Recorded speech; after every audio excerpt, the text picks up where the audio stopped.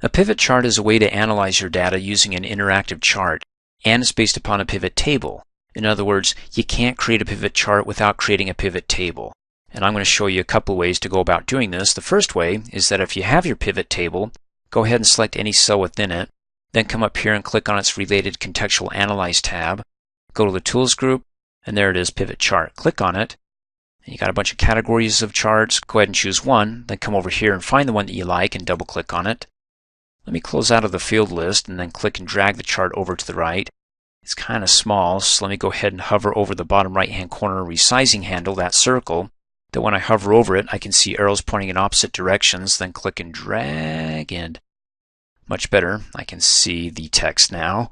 And you can see over in the pivot chart you got a bunch of pivot fields, just like our pivot table. So what you do in one, if you pivot over here and do some filtering, it'll update the chart and vice versa. So for example, if I click on salesperson, uncheck all and choose Bob Appelman and click OK, updates the pivot chart as well as the pivot table. So you got Fort Tent, Screen Tent, Tiki Torch, Fort Tent, Screen Tent, Tiki Torch by the manufacturer Mountain Camping.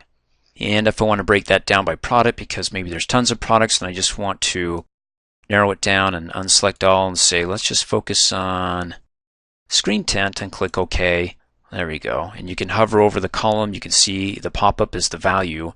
In fact, that brings up a good point. In an earlier training video, we covered charts, how to create them, how to format them, and how to update them or change the chart types. There's no difference here with the pivot charts, except that pivot charts give you the pivot fields. So if you want to learn how to format the pivot chart, make changes to it, like for example, the name of the chart isn't total. If you want to update that, we learned about this in an earlier training video on charts. Go ahead and select the border of the chart title, then come up here in the formula bar and just type salesperson's performance, hit enter, it updates it there as well. So like I said, we already learned all this stuff in earlier training videos on charts, so if you want to learn how to do it here, just go ahead and watch those training videos. It's going to be the same thing.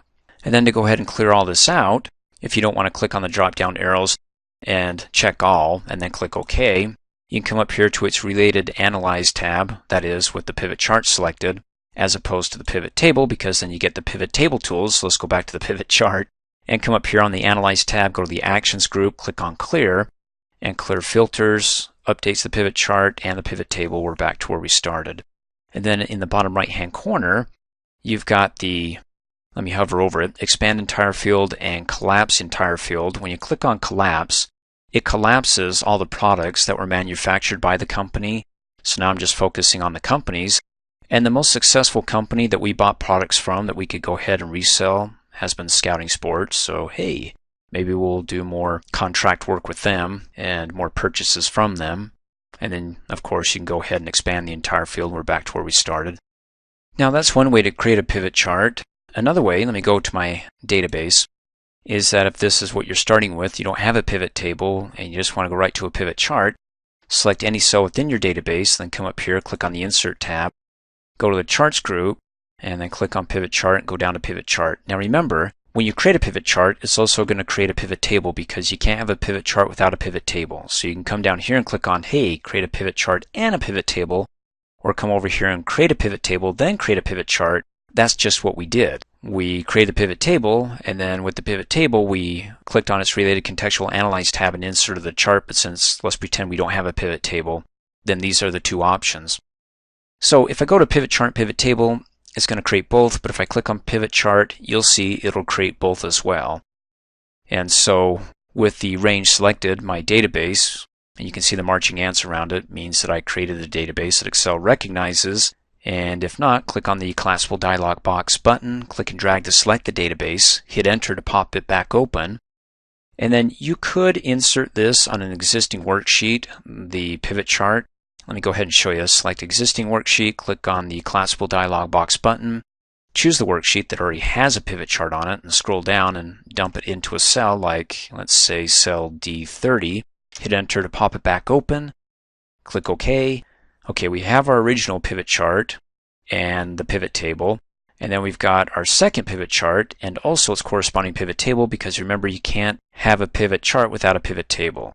And I don't want to put it on the same worksheet, but I wanted to show you how you could put it on the same worksheet if you wanted to. In any case, let's go ahead and undo that. Go back to my database and then just come back up here to Insert, to Charts, Pivot Chart, to PivotChart, do it on a new worksheet, click OK. And it doesn't have to be on the same worksheet as your data, as we've already proven over here with the pivot table and in previous training videos. So let's go back to sheet 1.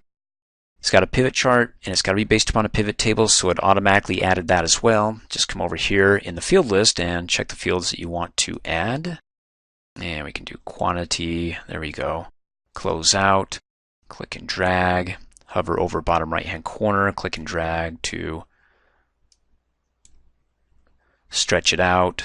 I'm having problems seeing the salespersons because they're overlapping. So what I can do is come back up here on the Analyze tab to the Show Hide Group, click on Field List. I mean, I could stretch the pivot chart so it's really huge, but why do that when I can just go ahead and say, click the salesperson and add them up above, so we're filtering by and just focusing on the manufacturer of the products as opposed to the salesperson down below on the x-axis or horizontal axis. But hey, it's your pivot chart. You can do whatever you want. I'm choosing to do it this way and close out. And then finally, if you want to drill down, like for example, I'm looking at the lantern here made by Family Campers, and it's got a value of 26. Now, if you're giving a presentation and somebody says, okay, where's that number coming from? Uh-oh. Well, what you can do is do a drill down. All you have to do is go ahead and double click really fast. Hey, what did it do? It added a new worksheet because here's the worksheet we came from. When we double clicked, added a new worksheet, and it gave us the details of the value that we double clicked on. The total number is 26, and so there it is broken up over to two different transaction dates, 12 and 14. And who sold it? Homer Simpson sold both of those, or a total of 14 on January 7th, and you can see the name of the product, Lantern. And then again on January 21st, 12. And so we come back here to sheet 1, the Lantern by Family Campers, 26. We now narrowed it down to Homer Simpson on two separate dates, sold a total of 12 and 14 to give us the value of 26. Cool, now we look smart, we know what we're talking about. Thanks for watching. Hey, as a quick reminder, if you like my video, please give it a thumbs up. You can also click on me and subscribe to my channel, get notified of the latest videos, and for only $2 a month, you can have access to all my Microsoft Office training videos.